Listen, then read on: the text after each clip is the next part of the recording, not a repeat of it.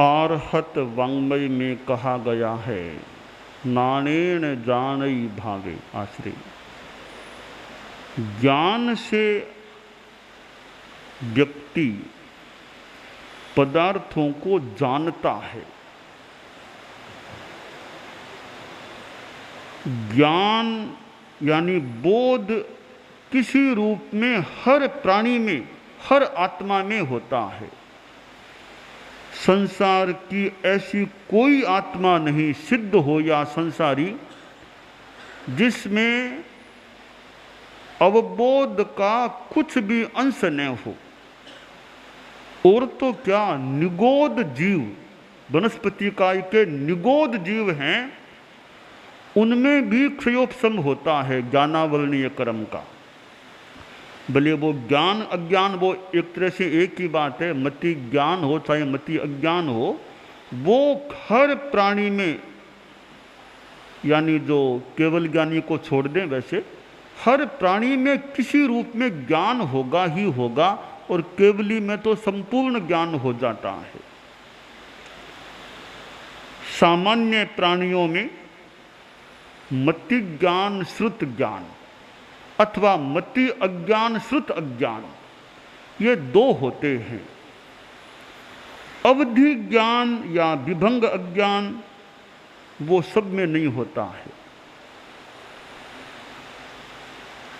परंतु नारक और देव में अवधि ज्ञान विभंग अज्ञान, इनमें से भी कोई होता है। 5 ज्ञानों में तीसरा ज्ञान अवधि ज्ञान है। अवधि ज्ञान के 2 प्रकार बताए गए हैं, भव प्रत्यय और क्षयोपशम निमित्त। भव प्रत्यय अवधि ज्ञान यह नारकीय जीवों में होता है और देवों में होता है। यानी नारकीय जीव, नरक गति ऐसा भव है, वो भव निमित्त है अवधि ज्ञान का, कि नरक में पैदा हुआ है उसे अवधि ज्ञान भी होगा। देवगति में पैदा हो गया उसको अवधि ज्ञान भी होगा। विभंग अज्ञान को हम अलग भेद अभी नहीं करते हैं। तो बताया गया कि वहां भव वो जन्म उसका कारण है। उस कारण से नारक जीवों को भी अवधि ज्ञान की प्राप्ति होती है, देवों को भी होती है।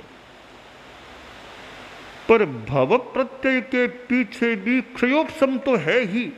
क्षयोपशम है तभी अवधि ज्ञान हो सकता है।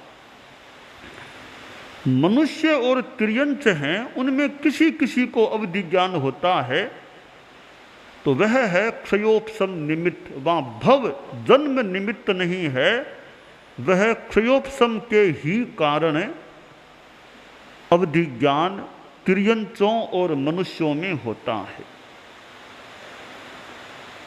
आचार्य भिक्षु के लिए हम अनुमान लगा सकते हैं, निश्चय में तो केवली जाने, कि उनको सिरियारी में जब विराजमान थे, अंतिम लगभग समय था, उनको अवधि ज्ञान की प्राप्ति थी।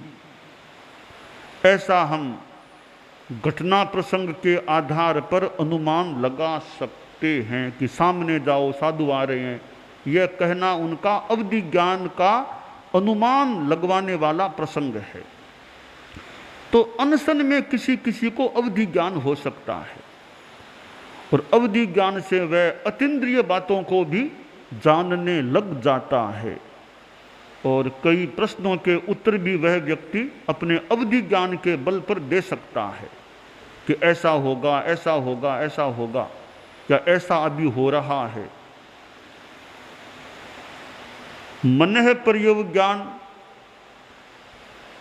वो तो साधु को हो सकता है, दूसरे के मन की बात को जान लेना। केवल ज्ञान भी साधु को ही हो सकता है। तो वर्तमान में केवल ज्ञान की बात तो, यानी प्राप्ति की बात, अभी असंभव ही मान ले। वर्तमान में हमारे पास मति ज्ञान, श्रुति ज्ञान, अवधि ज्ञान किसी को हो तो किसी को हो जाए, मोटा मोटी दो ज्ञान है, मति ज्ञान, श्रुति ज्ञान। श्रुत ज्ञान है वह शास्त्र से भी संबंधित है, आदमी शास्त्रों को पढ़े, शास्त्रों से ज्ञान करे, श्रुत को बढ़ाए।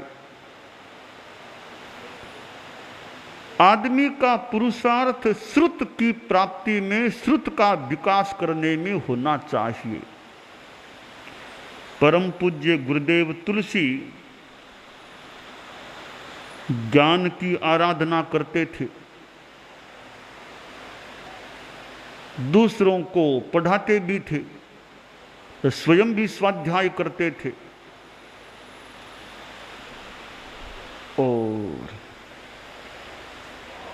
इतना बड़ा संघीय दायित्व ओढ़े हुए, संघ संचालन का काम करते हुए भी वे ज्ञान की आराधना में भी समय लगाते थे। प्रातःकाल पश्चिम रात्रि में ज्ञान की आराधना चलती, हम साधुओं को भी तत्व ज्ञान के कई बार प्रश्न पूछते फरमाते। एक बार गुरुदेव ने संभवतः फरमाया, हम साधु लोग बैठे थे पश्चिम रात्रि में, कि साधुओं तुम लोग तत्व ज्ञान का विकास करो। फरमाया कि हम सदा नहीं रहेंगे तुम्हारे सामने, तुम लोग आगे बढ़ो, तत्व ज्ञान का विकास करो।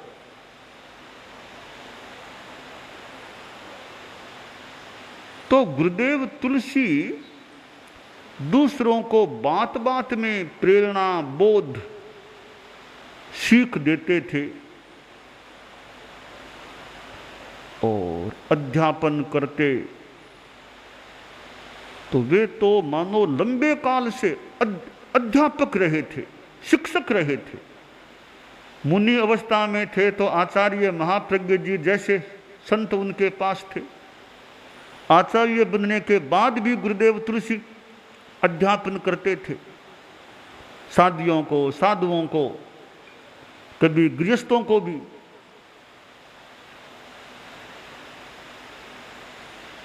तो श्रुत की आराधना प्रकाश कर होती है।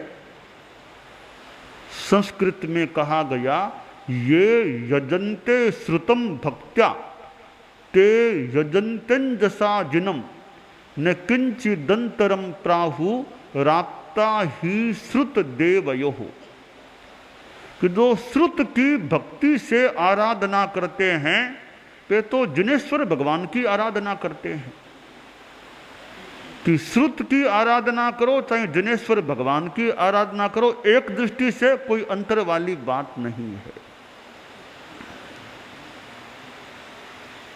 ज्ञान आदमी का निर्मल होता है तो वह दूसरों को भी कुछ बता सकता है।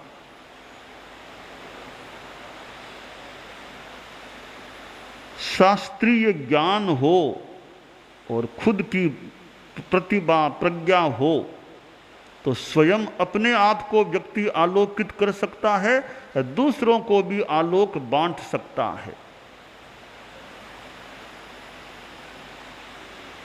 द्रव्य हिंसा, भाव हिंसा, अब यूं तो सामान्यतया हिंसा तो पाप है, परंतु ज्ञान की हम आराधना करें तो एक बात आती है। भले भगवती जोड़ को देख लें कि एक बीतराग साधु है, वह चल रहा है।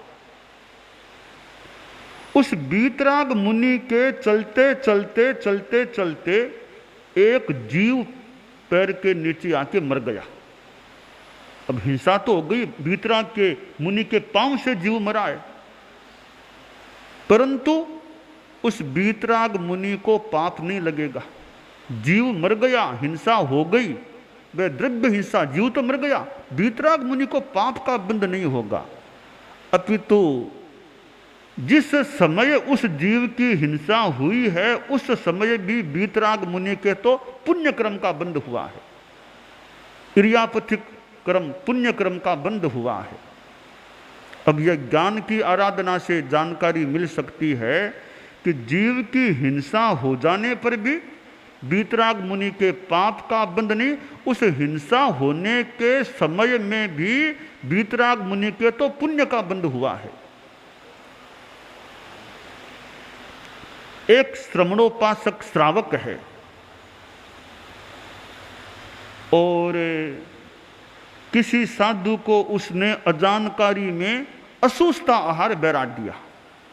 उसको पता नहीं था, अनजान में था, तो असूचता आहार बैराट दिया और तो अप्रासुक अनेसनीय आहार शुद्ध मान करके उसको, उसके दिमाग में था कि शुद्ध है, अचित किया हुआ है, यह पानी अचित है, अचित मान करके उसने साधु को वो पानी बैराट दिया। वास्तव में वो पानी सचित था, उसको पता नहीं था कि अचित किया हुआ नहीं है। तो अचित मान करके उस श्रावक ने शुद्ध भाव से साधु को बैराट दिया है, तो उस श्रावक के निर्जरा होगी, न कि पाप का बंध होगा। बराया सचित पानी बराया है और अचित मान करके शुद्ध भाव से बैराट दिया है, तो निर्जरा का लाभ मिलेगा उसको, पाप का बंध नहीं होगा। तो शास्त्र की, सुश्रुत की आराधना करने से अनेक बातों की जानकारी मिल सकती है। एक श्रावक मान लो चला, सामायिक में चला, 5 मीटर भी चला, कोई जीव नहीं मरा, परंतु उसने ध्यान नहीं दिया कि कोई जीव है, यानी फटाफट चला गया बिना इरिया समिति, बिना ध्यान दिए, जीव नहीं मरा, तो भी श्रावक दोष का भागी है। एक साधु चला है, 5 मीटर भी एक साधु चला है, पर प्रमाद में है, अजागरूक है, ऐसे ही फट चला गया, जीव कोई नहीं मरा, तो भी साधु दोष का भागी, अतिक्रमण का भागी है। भले जीव न मरे, वो साधु ने तो एक तरह से अहिंसा का अतिक्रमण कर दिया, उसने नीचे ध्यान भी नहीं दिया कोई जीव है या नहीं, यह अजागरूकता, प्रमाद है। उस समय साधु दोष का भागी बन जाता है। तो हमें ज्ञान की आराधना करनी चाहिए और जिनके पास बुद्धि है, प्रतिभा है, स्मृति शक्ति अच्छी है, अनुकूलता भी है, उनको ज्ञान के अर्जन में समय लगाना चाहिए। शैशव भ्रष्ट विद्याना, शैशव है, कौमार्य है, वो तो अवस्था और ज्यादा अनुकूल हो सकती है ज्ञान का अर्जन करने में। हमारे कितने कितने आगम तो अनुवाद सहित तैयार हैं, टिप्पण सहित तैयार हैं। आप श्रावक लोग भी जितनी अनुकूलता बैठे, आगम को पढ़ें, हिंदी अनुवाद पढ़ें, उसका टिप्पण पढ़ें, व्याख्या पढ़ें। भगवती सूत्र के कितने वॉल्यूम छपे हुए हैं, 10वें आलियम है, उत्तरद जयनानी है, नंदी है, अनुयोग दारायम है, आचारांग भाष्य है, ठानंग है, समवाओ है, और यह अपने नया धम्म कहाओ है, उवासक दशाओ, कितने आगम प्रकाशित हैं। अब उवासक दशाओ तो खासकर आपका ही आगम, वो तो खासकर आपके लिए ही वो तो आगम है, खास करके वो तो श्रावकों की बात का आगम है। उवासक दशाओ, आनंद श्रावक की बात, श्रावकों की बात है, उसमें श्रावकों ने कैसे एक समाचरण किया है। तो ऐसे आगमों को नया धम्म कहाओ है, बहुत कठिन भी नहीं है, एक घटना प्रसंग कथानक जैसी बातें भी है, वो आसानी से समझ में भी प्राय आ जाए। तो ऐसे असमझ में कुछ बात नहीं भी आए तो भी पढ़ना चाहिए, पढ़ते पढ़ते समझ का विकास भी हो सकता है। केवल सरल सरल को पढ़ लिया वो तो ठीक है, पर हमें थोड़ा कठिन को भी पढ़ने का प्रयास करना चाहिए, कुछ गंभीर ग्रंथ को भी पढ़ने का जितना हो सके प्रयास करना चाहिए, ताकि गंभीर बातें भी हमारे दिमाग में कुछ बैठ सके। मान लो एक बार पढ़ने से समझ में न आए, 2 बार पढ़ने से न आए, तिबारा पढ़े, चौथी बार पढ़ते पढ़ते कुछ बात स्पष्ट हो सकती है, या कोई जानकार साधु साधियाँ आदि आदि हैं, उनसे पूछें इसका क्या तात्पर्य, क्या अर्थ है, तो उनको पूछने से फिर ज्ञान स्पष्ट हो सकता है। तो प्रतिभावान हो, बुद्धिमान व्यक्ति यानी प्रज्ञा प्रतिभा हो तो उसको स्वाध्याय में समय लगाना चाहिए। जितना समय का आनुकूल्य हो उससे ज्ञान बढ़ता है और ज्ञान से फिर आदमी में वैराग्य की वृद्धि हो सकती है और वैराग्य वृद्धि होने से प्रत्याख्यान त्याग का विकास हो सकता है। फिर आदमी धीरे धीरे और साधना की गहराई में भी बैठ सकता है। परम पूज्य आचार्य महाप्रज्ञ जी थे, उन्होंने तो शास्त्रों का, आगमों का संपादन, अनुवादन आदि जो भी काम, उसमें कितना उनका समय लगा, कितना उनका परिश्रम, दिमाग लगा था। आगमों के संपादन आदि कार्य में उनके पास प्रतिभा का योग था, बल था, अध्ययन किया हुआ था। क्योंकि आगमों का कोई संपादन आदि का काम करे, उसके पास संस्कृत का भी कुछ ज्ञान हो, कुछ प्राकृत का भी ज्ञान हो और भी कुछ ग्रंथों का ज्ञान हो, तो आगम के अनुवादन, संपादन आदि में अच्छी सुविधा हो सकती है। उसके बिना कठिनाई हो सकती है। तो मक्खन तो काफी तैयार है। मक्खन हमारे गुरुओं आदि ने निकाला, तैयार किया, मंथन किया है। अब मंथन खाना यह हमारी बात है, हम कितना मक्खन खा सकें, कितना पचा सकें। तो मक्खन तो काफी तैयार है, और भी कुछ मक्खन का काम हो रहा है, पर जो है उसे भी खाने का हम प्रयास करें तो पोषण मिल सकता है। प्रातः काल का मुख्य प्रवचन कार्यक्रम का जो उपक्रम है वह अपने आप में महत्वपूर्ण है अथवा होना चाहिए। प्रातः काल का प्रवचन तो ज्ञान परक, वैराग्य परक, उपदेश परक और जीवनोपयोगी पथ दर्शन परक होता है, तो श्रोताओं को भी अच्छी खुराक मिल सकती है। और व्याख्यान देने वाले भी, हम लोग जितना ध्यान देकर के कुछ शास्त्र की बात, ज्ञान की बात, ठोस बात अगर बता सकें तो बताने वालों को भी लाभ है, सुनने वालों को भी लाभ है, दोनों को लाभ है। तो बताने वाला भी कुछ परिश्रम करके या कुछ अपने किए हुए ज्ञान का उपयोग करके बताए, सुनने वाला भी ध्यान से सुने, साथ में कुछ तर्क बुद्धि भी रखे, तो ग्राहक बनकर के श्रोता ग्रहण करता है तो उसे भी अच्छा लाभ मिल सकता है। तो टाइम तो थोड़ा है, क्योंकि संस्कृत में एक बात कही गई है, अनंत पारम किल शब्द शास्त्रम स्वल्पश्च कालो बहवश्च विघ्नाः यत् सारभूतं तदुपासनीयं हंसो यथा क्षीरमिवाम्बुमध्यात्। कवि ने कहा कि देखो यह शब्द शास्त्र तो अनंत पार, कोई पार नहीं, बहुत ज्ञान तो अनंत है, कितने ग्रंथ पढ़े हैं आज, परंतु टाइम हमारे पास थोड़ा ही है। 100 वर्ष का जीवन काल मान ले अगर होगा तो वो भी टाइम थोड़ा है इतने ग्रंथों को पढ़ने के लिए। बीच बीच में विघ्न भी आ जाते हैं, कभी वो काम, कभी वो काम, कभी आप देखिए प्रातःकाल का व्याख्यान भी है ना, तो कभी अधिवेशन आ जाता है, कभी पुरस्कार आ गया, तो वो थोड़ा थोड़ा दो अन्य व्याख्यान में थोड़ा अवरोध आ जाता है। कभी मुख्य मुनि का व्याख्यान गौण करना होता है, भी दूसरे प्रोग्राम आ गए हैं, तो दूसरे काम भी बीच में आ जाते हैं। तो कवि ने कहा देखो टाइम थोड़ा, दूसरे काम भी, दूसरे कहीं विघ्न भी कोई आ जाए, कभी स्वास्थ्य में, कभी मौसम में, कभी कुछ, तो क्या करो भी सारभूत ज्ञान को ग्रहण करने का प्रयास करो। जैसे हंस है वो पानी को छोड़ के दूध को ग्रहण कर लेता है, तो हम ज्ञान की आराधना जितनी कर सकें करने का प्रयास करें, यह काम।